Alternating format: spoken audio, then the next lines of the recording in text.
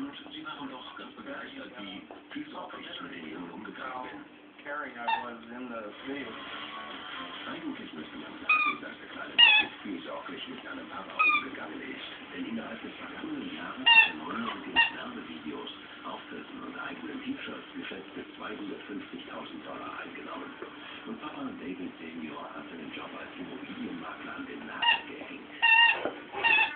Und vor allem eine unzählige Nachahmer um die Ecke, die ihre Belebung auch auf ordentlich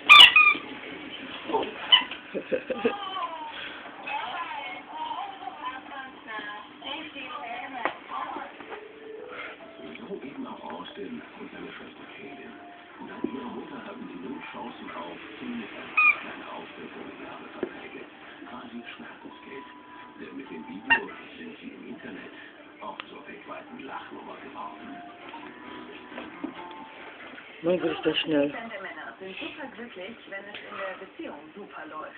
Das ist ihnen sogar wichtiger als die Karriere. Na, dann machen wir doch mal was aus diesem aktuellen Umfrageergebnis. Konkret macht Sandra was daraus. Sie wird für ihren Freund David einen Tag die perfekte Frau spielen. Das bedeutet für sie, dass sie sich in ganz vielen Punkten ganz anders verhalten muss als sonst. Und am Ende steht die Frage, macht das die Beziehung glücklich? Für viele Männer ist die perfekte Frau nicht eifersüchtig, steht auf schnelle Autos und mit ihrem Liebsten natürlich unwiderstehlich.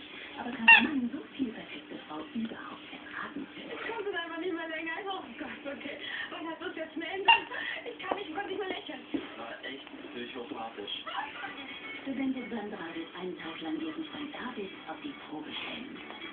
Die perfekte Frau für David und die da sein. Die morgens Frühstück macht, abends in das Bettchen macht. Also, Der springt, hä? aber das bin ich halt nicht.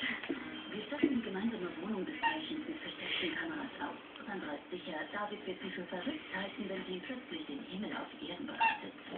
Ich mache das jetzt hier nicht Experiment, weil ich einfach ihm beweisen möchte, dass er einfach sich etwas vorstellt, eine perfekte Frau, die es eigentlich gar nicht gibt und damit wäre er auch gar nicht zufrieden, weil diese kleine Streiterei machen einfach die Beziehung aus und auch interessanter. Das ist schon wieder voll trocken.